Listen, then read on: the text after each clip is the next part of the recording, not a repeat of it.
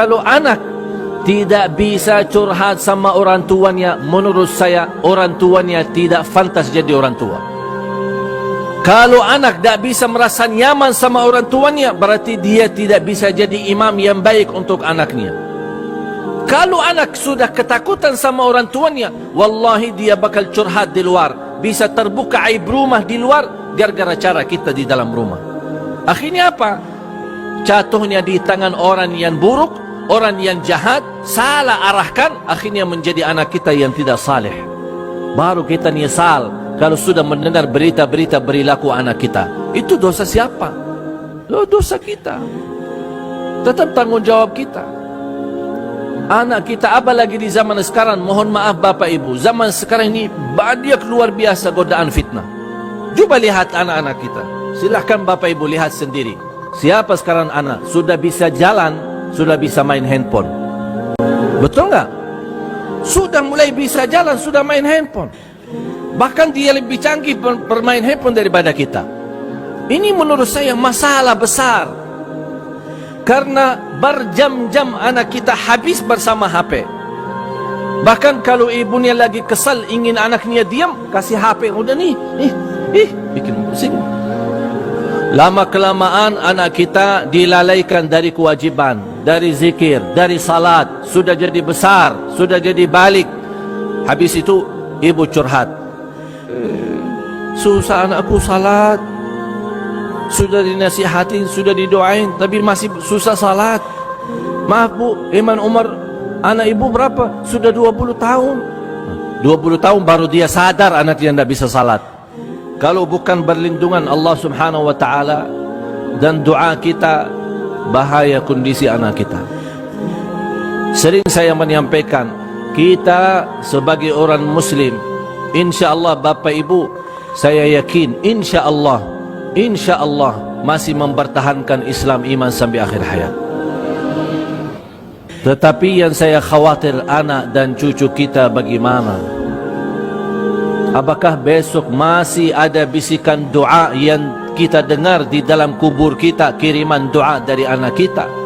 Atau anak kita sudah berpaling daripada kebenaran? Kita tidak tahu. Kalau kita sudah mati, sudah selesai. Kita tidak tahu bagaimana anak kita. Apakah masih mau salat? Apakah masih mau ngaji Al-Quran? Apa masih mau mendoakan orang tuanya? Kita tidak tahu.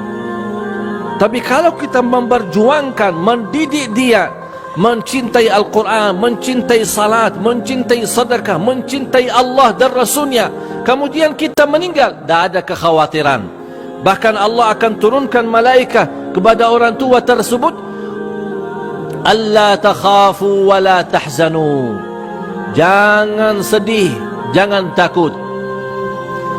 Jangan takut atas apa yang akan dihadapi besok. Dari kubur, dibangkit, hisab, mungkar nakir, jangan takut. Wala tahzanu, jangan bersedih atas anak-anak yang sudah ditinggal. Allah akan urus mereka. Ini berita gembira dari malaikat bagi orang-orang yang saleh, yang berhasil memimpin anaknya. Jangan khawatir. Jangankan Allah akan jaga anak kita, Allah akan jaga karena keberkahan orang tuanya, kesalehan orang tuanya. Allah jaga anak dan cucunya sampai 7 keturunan. Jangankan 1 anak, sampai 7 keturunan. Dan itulah buktinya di suratul Kahfi. Wa ammal jidaru fakana li ghulamaini yatimaini fil madinah wa kana tahtahu kanzul lahuma wa kana abuhuma salihah. Mereka bisa menemukan harta, bisa menemukan warisan yang selama ini tertinggal, kehilangan warisan mereka. Allah berjuangkan, Allah mudahkan sampai bisa mereka menemukan warisannya. Itu berkat siapa? Kakek yang ke-7.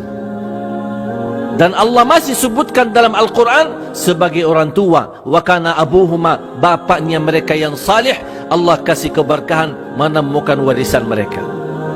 Disebut ahli tafsir, yang dimaksud bapa di situ adalah kakek yang ke-7. Berarti anak yang menemukan warisannya adalah turunan yang ke-7. Allah jaga. Kita hanya punya tugas adalah mendidik anak kita mencintai agama, mencintai Quran, mencintai Allah, mencintai Nabi Muhammad sallallahu alaihi wasallam. Itu tugas kita. Selebihnya serahkan kepada Allah. Kita sudah ikhtiar dan kita menunjukkan kepada Allah Subhanahu wa taala supaya Allah berikan yang terbaik. Di samping itu doa.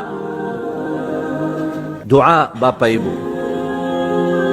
Jangan ada di antara kita putus asa terhadap kesalehan anaknya.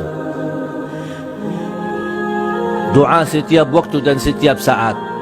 Bahkan Allah Rasul sallallahu alaihi wasallam melarang orang tua mendoakan anaknya celaka. Maka Rasulullah SAW melarang orang tua mendoakan celaka terhadap anaknya. Terjadi apa-apa kata Rasulullah, nanti orang tuanya yang menyesal. Sebaliknya, doalah yang baik. Ya Allah kasih petunjuk, ya Allah lindungi anakku, ya Allah berikan hidayah, ya Allah jauhkan dari lingkungan yang tidak baik, ya Allah lindungi dari kejahatan manusia, dari keburukan dunia.